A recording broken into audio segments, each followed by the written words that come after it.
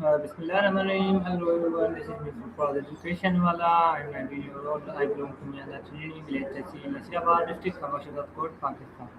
So I'm currently a student at Rehan College and I have been studying there for the last 8 months. During this time, I have learned many valuable skills and gained confidence in communication and personal development. Today I am going to have a conversation with Maya about the important topic my goals. So I hope this discussion will help me and other students understand the importance of setting goals and achieving success in life. So let's begin, Maya.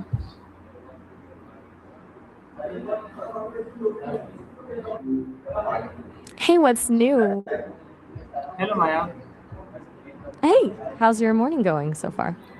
Maya, today I would like to talk with you about my goals. I will ask you a few questions, and I hope your answer will help me learn more about setting and achieving goals. Let's begin, Maya. I'm all I'm ready when you are. What's the first thing on your mind? Okay, so my first question: what is goal? Wait, what is going on? You've got me curious now. Are you asking about the world in general, or did I miss some memo? So my second question: why is it important to have a goals in life? A boss? That's a bit of a pivot from goals. Are you thinking about having someone to hold you accountable, or more like a mentor who's already been where you want to go? Actually, I suspect you might have meant goals again, given we're on that topic, but if you really meant a boss, I've got thoughts on that too. Which one is it? Very nice. So my third question: how can goals help us succeed? They're basically your roadmap. Without them, you're just drifting. Goals give you a target to aim for, which makes it way easier to figure out exactly what you need to do today to get where you want to be tomorrow. Plus, there's nothing quite like the feeling of actually crossing something off a list to keep you moving. Do you have a specific goal you're chasing right now? Very nice. So my next question: what are short-term goals? Think of those as your quick wins. They're the immediate steps you take, things you can wrap up in a few days, a few weeks, or maybe a couple of months. They're great because they build momentum and keep you from feeling overwhelmed by the big picture. Does that make sense? Very nice. So my next question: what are long-term goals?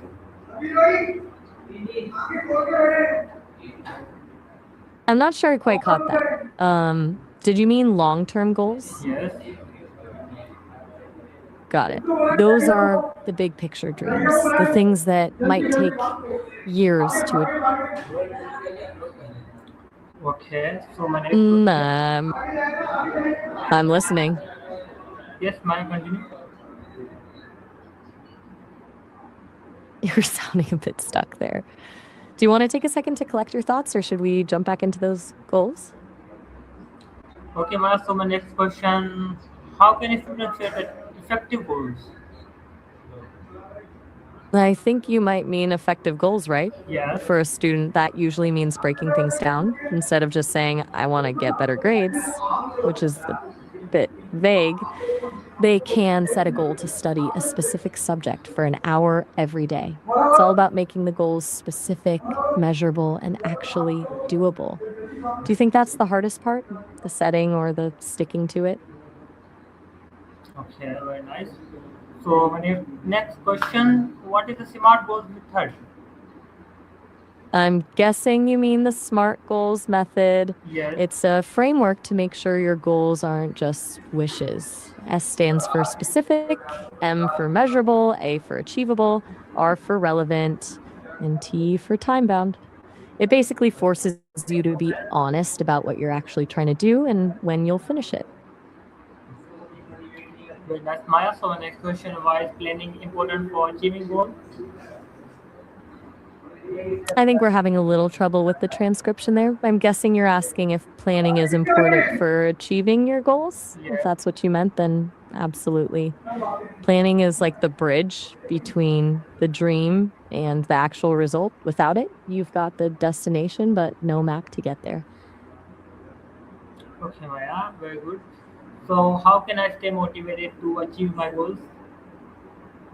The trick is to stop relying on the feeling of motivation because that feeling is fickle. It disappears the second you're tired or stressed. Instead, build systems. Set a time and a place for your work so it becomes a habit, not a choice. Also, celebrate the tiny wins along the way. It makes the journey feel less like a slog and more like a series of victories. Does that feel doable? Or does the idea of systems sound a bit too mechanical? Okay. So my next question, what should I do when I lose focus? First, give yourself a break. Beating yourself up just creates more stress, which actually makes it harder to focus. Try a quick sensory check in, like naming 5 things you can see right now to ground yourself. And then just commit to 5 minutes of work. Usually, the hardest part is just starting again. Okay, Maya. So Love how the can I? energy. Okay, Maya. So how can I manage my time better? Start by auditing where your time actually goes. A lot of us think we're busy, but we're actually just leaking time in small gaps. Try time blocking, literally scheduling your day in chunks, including breaks. It stops the what should I do next decision fatigue from eating your energy. Do you usually plan your day the night before, or are you more of a see what happens kind of person? Alright, Maya. So good. So my next question, what role does discipline play in achieving goals? Wait, Maya is my name, not yours. But to your question, discipline is the engine. While motivation gets you started, discipline is what keeps you moving when the excitement wears off. It's the ability to do the work even when you're not in the mood. Okay, so how can I overcome obstacles in my journey? Expect them and don't let them surprise you. Treat every obstacle as a data point. It's just telling you that your current approach isn't working and it's time to pivot. The key is to stay flexible. If you hit a wall, don't just keep running into it. Look for a way around, over, or under it. Have you ever had a goal where a sudden roadblock totally changed your plan? Okay, so is failure necessary for success? In a word, absolutely. Failure is basically the tuition you pay for success. It's where the actual learning happens because you rarely learn anything from getting it right the first time. It's just about whether you view a mistake as a dead end or as a lesson on how to do it better next time. Okay, very good. So what lesson can we learn from failure? Wait, Venus? I'm guessing the transcription is acting up again and you're asking about lessons we can learn from failure. Yes. If that's the case, the biggest lesson is usually resilience. It teaches you how to get back up and keep going, which is actually a more valuable skill than the success itself. Does that sound right? Or are we actually talking about the planet now? Very good. So how can a student improve confidence? Stack up some small wins. Confidence isn't something you're born with, it's something you build through evidence. For a student, that means setting tiny, manageable goals and hitting them consistently. Once you prove to yourself that you can handle the small stuff, the big stuff doesn't feel so intimidating. Also, just reminding yourself that everyone else is usually just as nervous as you are helps a lot. Do you feel like your confidence depends more on how you're performing or on how other people see you? Okay, why is consistency important? Consistency is the secret sauce. It's the difference between someone who starts 100 things and someone who actually finishes one. Doing a little bit every day is always more powerful than doing a lot once a month because it turns the effort into a habit. When it's a habit, you stop fighting yourself to get started. Oh, very nice. So how can positive thinking help us achieve goals? It acts as a buffer against the inevitable setbacks. Doesn't mean ignoring the bad stuff, but it's about believing that a solution exists even when things look messy. When you're optimistic, you're more likely to keep looking for a way forward instead of just giving up. Do you find it easy to stay positive when things get tough, or do you tend to lean into the stress? Very nice. So, how can positive thinking help us achieve goals? ठीक है, right? My question. Or next question: can you social media affect our goals? Oh, definitely. It can be a massive distraction, mainly because it's designed to steal your attention. It's easy to fall into the trap of comparing your behind the scenes struggle to someone else's highlight reel, which can kill your motivation or make your goals feel impossible. But it's also a tool. So it's all about how you use it. Do you find yourself scrolling more when you're actually supposed to be working on your goals? Very nice, Maya. So, how can we avoid distraction? I'm guessing you mean distractions. Yes. The first step is changing your environment. If your phone is within arm's reach, you're going to check it, put it in another room, or use a focus app to lock yourself out. Also, try the Pomodoro technique. Work for 25 minutes, then take a 5 minute break. It gives your brain a scheduled reward to look forward to, so you're less likely to wander off. Do you usually work in a place where it's easy to get interrupted? Very nice. So, how can reading books help us reach our goals? Books are basically a cheat code. They let you learn from years of someone else's mistakes and successes in just a few hours.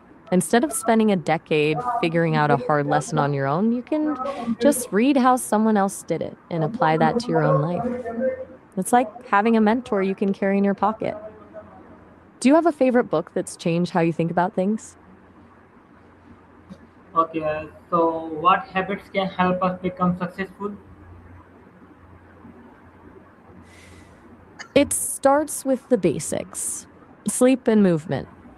Getting enough rest and staying active keeps your brain sharp, so you're not fighting your own biology while you're trying to work. Then there's the habit of daily reflection, like journaling, where you look at what worked and what didn't. And of course, the habit of showing up even when you don't want to, which is that discipline we talked about. Which of those feels like the biggest challenge for you right now? Oh, very nice. So, what advice would you give to students about goal setting?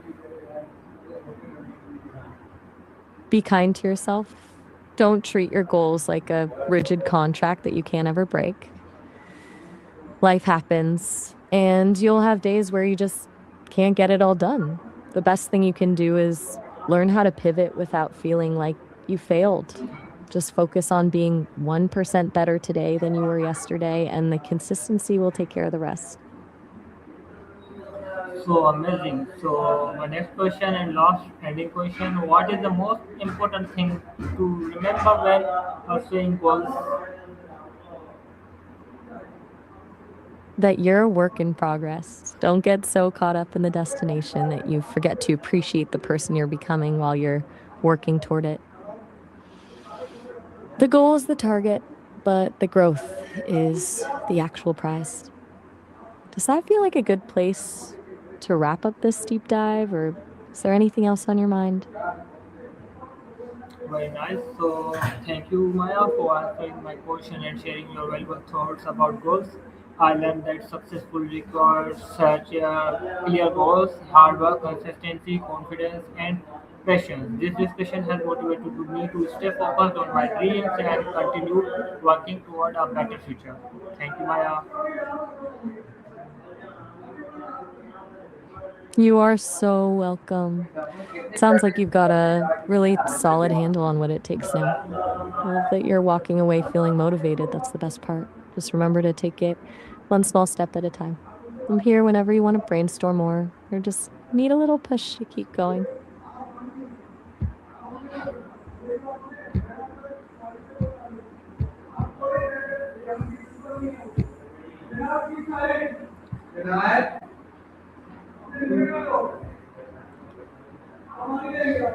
Thank you everyone for watching this video. I hope you enjoyed this discussion and learned something useful about goals, setting, and success. If you found this video helpful, please like, share, and subscribe to my channel. Remember, so your future depends on what you do today, not tomorrow. Set your goals, work hard, and never give up. So see you next video. Allah Hafiz.